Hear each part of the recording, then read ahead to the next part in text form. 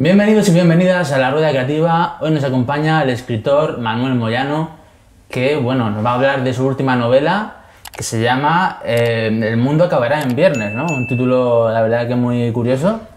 Gracias por estar con nosotros, Manuel. Gracias a vosotros. Bueno, ¿nos puedes decir en primer lugar cómo surgió este título? Bueno, pues saludos a los telespectadores. Como caso raro, este título surgió antes que la novela. Es decir, no siempre ocurre así. A menudo escribes una novela y luego le tienes que dar muchas vueltas al título. Sí. En cambio, en este caso, tuve el título antes que la novela.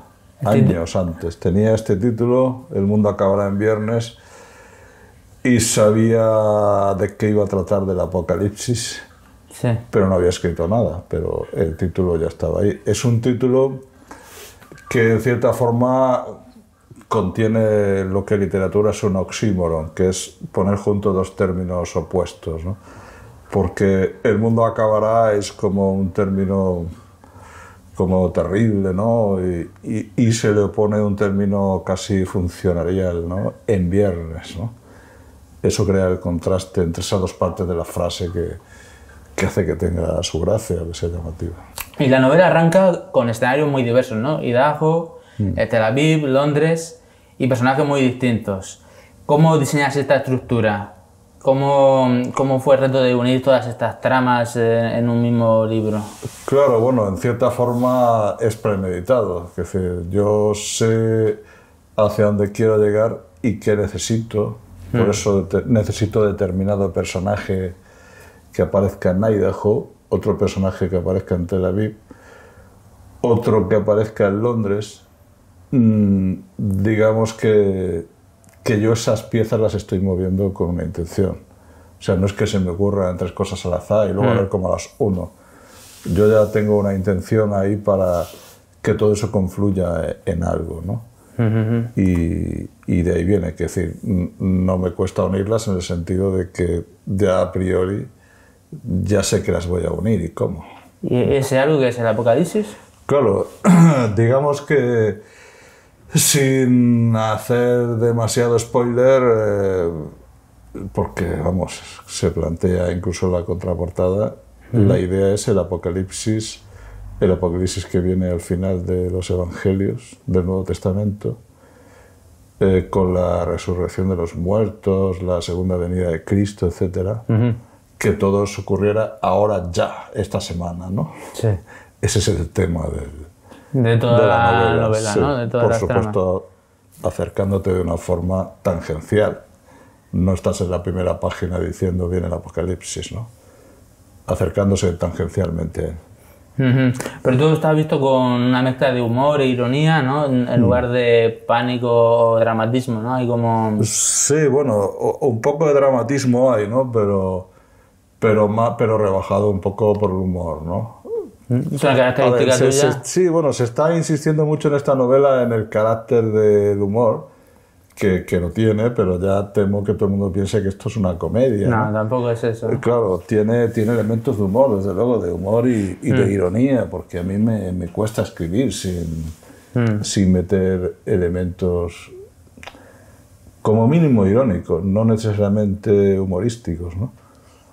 Pero digamos que forma parte de mi forma de escribir, y es más, creo que en literatura es necesario que haya humor. Yo creo que la mejor literatura, y siempre cito al Quijote como ejemplo porque es un ejemplo obvio, la mejor literatura siempre contiene humor, ¿no? ¿Cuáles son tus referentes en cuanto a escritores en ese sentido? Muchísimos, porque yo he leído mucho. Tampoco me gusta... No me gustan los libros de humor, específicamente de humor, sí, porque vienen un poco pasados de humor, ¿no? O sea, por ejemplo, en este libro el humor va un poco sordina, va poco a poco, no es que esté un chiste detrás de otro, porque eso cansa, yo no lo quiero.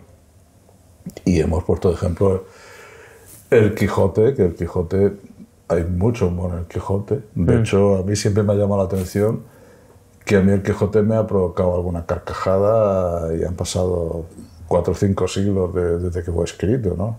Cervantes ahí hizo un humor imperecedero, pero mucho más. El Quijote es mucho más que humor, ¿no? También hay mucho humor, a menudo sarcástico, en Swift con los viajes de Gulliver, ¿no? Toda la picaresca española está cargada de humor, ¿no? Tú no puedes hablar de un apocalipsis sin que aparezcan los personajes principales de ese drama, que aparte de los humanos en general, son Dios, son Jesucristo y son el diablo. Esos tres personajes, apareciendo de formas no convencionales, aparecen los tres, son tres personajes de la novela. Entonces tiene un poco de religioso esta novela. Utiliza la religión, utiliza el argumento del apocalipsis, ¿no? Para novelarlo, imaginar que tal cosa pudiera ocurrir ahora, ya que cada uno piense si es posible que ocurra, ¿no? ¿Y en qué medida esta obra conecta con otras obras anteriores tuyas? No sé, en estilo, en temática. Sí, bueno, yo sobre todo he hecho dos tipos de obras, que son las de ficción y las de no ficción. Las de no ficción son los libros de viajes, como de Sierra Morena, Cuadernos de Tierra, por aquí, o Los curanderos de Dietario Mágico.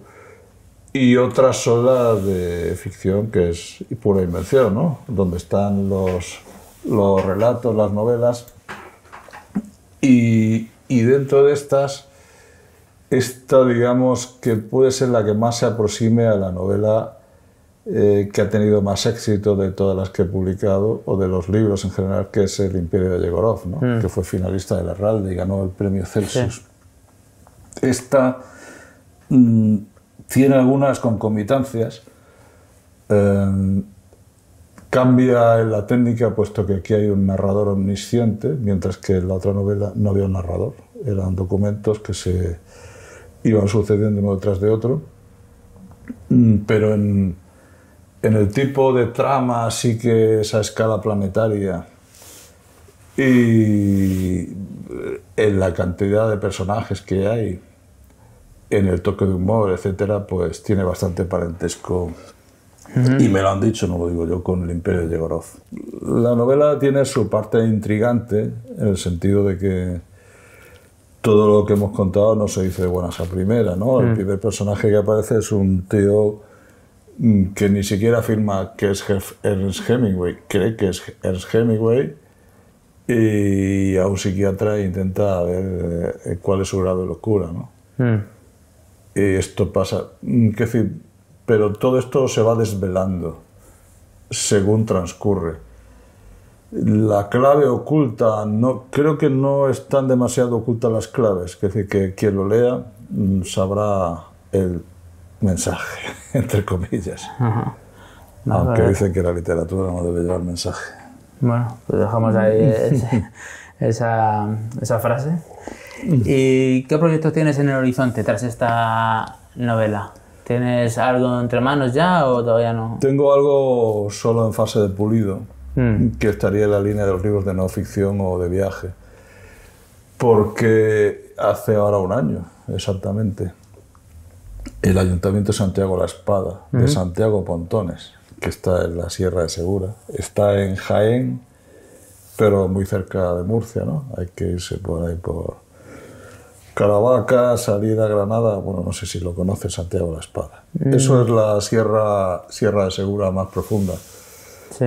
Ese ayuntamiento me concedió una especie de beca para estar allí un mes de residencia y durante esa residencia un poco conocer a la gente, el lugar, el paisaje, y de eso sacar un libro.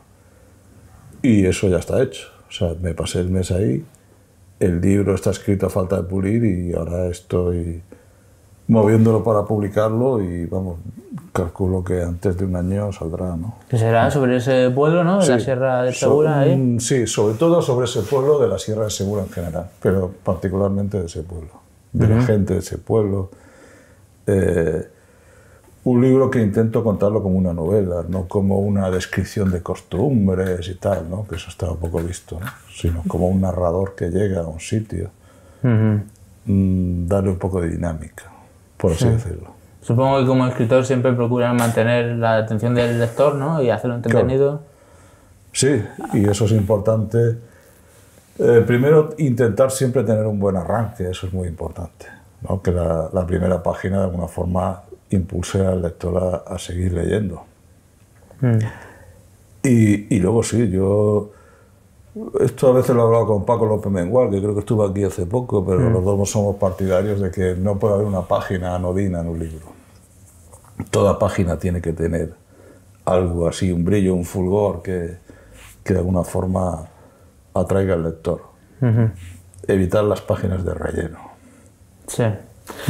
Bueno, pues Manuel, para quien quiera comprar tu libro, leerlo, o bueno, otros libros, porque tiene muchos libros muy interesantes, ¿no? ¿Dónde puede adquirirlos? Bueno, están por toda España.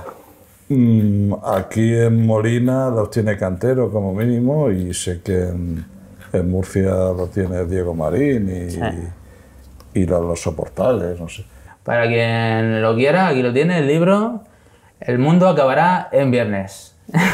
Bueno, pues muchas gracias por estar con nosotros y hablarnos sobre tu libro, Manuel. Muchas gracias a vosotros.